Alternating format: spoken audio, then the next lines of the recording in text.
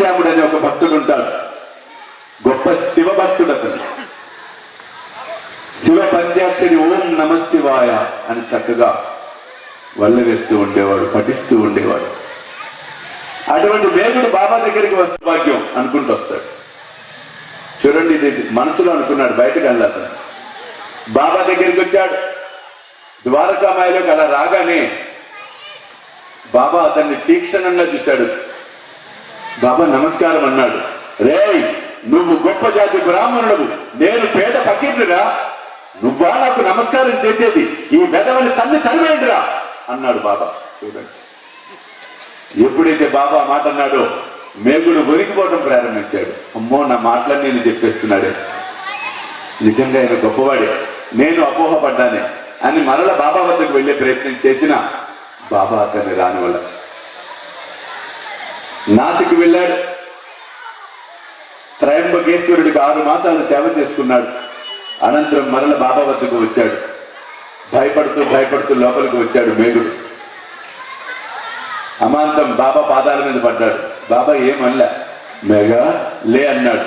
అంటే అతనిలో ఉన్న అహంకారము, అతనిలో ఉన్న మనోవికారము, అతనిలో ఉన్న అభిమానము కరిగిన తర్వాత బాబా అతని లోపలికి పిలిచాడు. పిలిచి ఎటువంటి స్థానం ఇచ్చాడు ఆ మేఘశ్యాముడికి బాబా?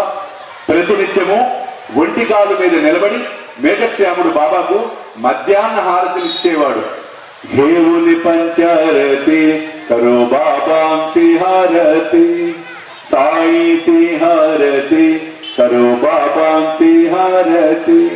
అలా హారతి పడే భాగ్యాన్ని బాబా మేఘశ్యాముడికి ఇచ్చాడు. ఒకరోజు మేఘుడు భోజనం హారతి అయిపోయింది, భోజనం చేశాడు.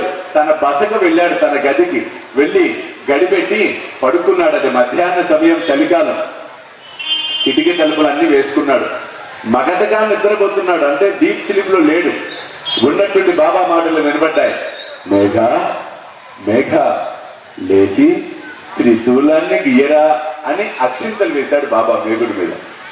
ఇతను కన్నులు తెరిచి చూశాడు. అప్పటికి బాబా లేడు. అదేంటి, ఇదంతా నా భ్రమ అనుకుంటే అతని ఒంటి మీద అంతా అక్షింతలు పడిపోయి ఉన్నాయి. అతనికి అర్థం కాల. వేసిన తలుపులు వేసినట్లే ఉన్నాయి, కిటికీలు వేసినట్లే ఉన్నాయి.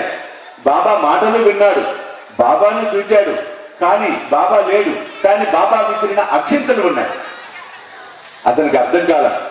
పరిగెత్తుకుంటూ ద్వారకామాయికి వెళ్ళాడు. బాబా బాబా బాబా. ఏమిట్రా మేఘ అన్నాడు బాబా. లేదు బాబా, నువ్వు ఇలా కనిపించి